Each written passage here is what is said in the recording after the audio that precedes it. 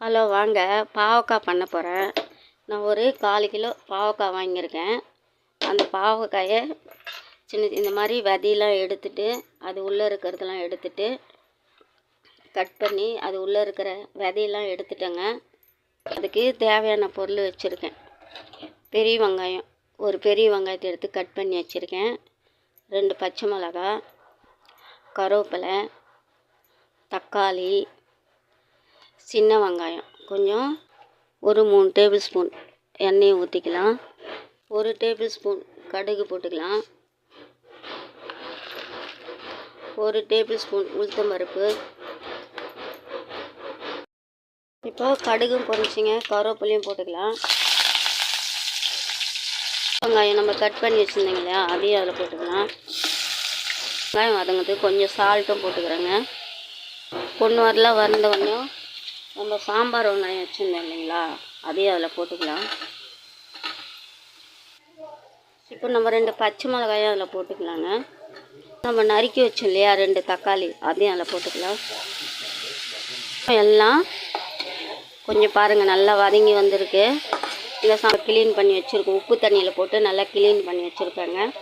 அதையும் அதில் போட்டுக்கலாம்.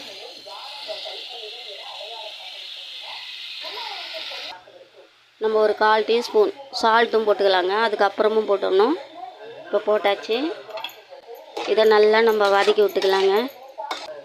இப்போ லைட்டாக நம்ம மூடி போட்டுக்கலாங்க. மூடியை திறக்கலாங்க. மூடியை திறந்துட்டோம். இப்போ பாருங்கள் எப்படி வந்திருக்குன்ட்டு. இதை ஒரு கலரி விட்டுக்குங்க. இப்போ மூடி போட்டுடலாங்க. அனலை நம்ம கம்மியிலே வைங்க, ரொம்ப ஸ்லோவாக வைங்க.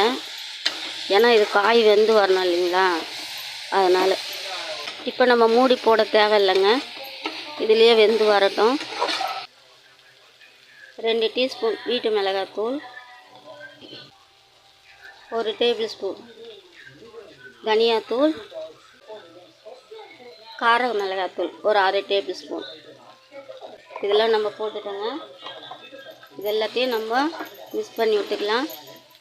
1/4 சொம்பு தண்ணி ஊற்றிக்கலாங்க.